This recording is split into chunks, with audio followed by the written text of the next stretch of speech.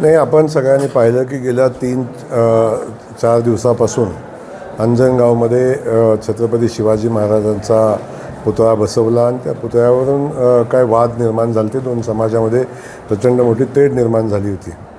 आणि त्या परिस्थितीमध्ये आपण बघितलं असेल की हे तणावग्रस्त वातावरण होतं. त्याच्यामध्ये जी चर्चा झाली त्यामध्ये खास करून आमच्या मराठा समाज बांधवांचं म्हणणं असं होतं की जर ती मोजणी झाली आणि ती जागा जर आमच्या देवस्थानची असेल, त्या देवस्थानची असेल, तर आम्ही तिथून सन्मानानं छत्रपती शिवाजी महाराजांचा पुतळा आपण काढू आणि सन्मानानं त्यांना वेगळ्या ठिकाणी बसू. परंतु सातत्यानं याच्यामध्ये काय बाहेरच्या शक्ती की हा वाद कसा पेटत राहील, काही देवस्थानच्या वतीनं, काही मराठा समाज बांधवांच्या वतीनं काय प्रयत्न करत होते. परंतु आमचे बारकाईनं त्यामध्ये लक्ष होतं.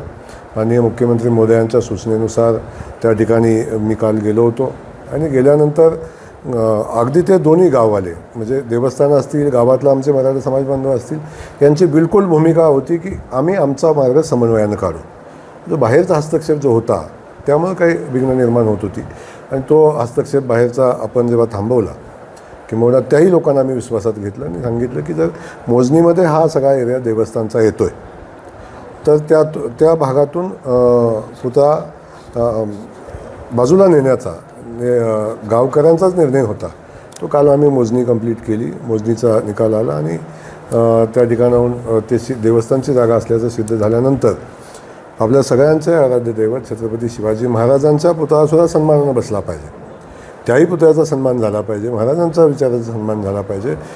म्हणून आम्ही त्या पुतळ्यासाठी शासनाची जागा देण्याचा निर्णय घेतला आणि गट 814मध्ये जो देवस्थान होता त्याच्या बाजूचा गट 815 आहे, त्यामध्ये आम्ही छत्रपती शिवाजी महाराजांच्या पुतळ्यासाठी जागा देण्याचा निर्णय घेतला. आणि ती गावातले ग्रामस्थ होते, कलेक्टर महोदय असतील आणि अधिकारी असतील, यांनी जी जागा त्या ठिकाणी 815 गट नंबरमध्ये सिलेक्ट करतील त्या ठिकाणी आम्ही महाराजांचा पुतळा बसवणार आहोत.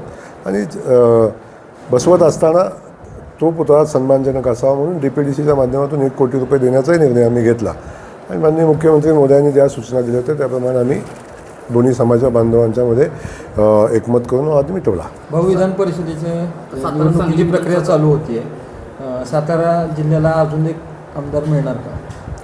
मला ही प्रक्रिया चालू होते तुमच्याकडून बातम्यातूनच कळते. ज्या दिवशी प्रक्रिया चालू होईल त्या दिवशी नक्की बोलू आपण. महाराष्ट्रातील सर्व बातम्यांचे विश्वासार्ह व्यासपीठ,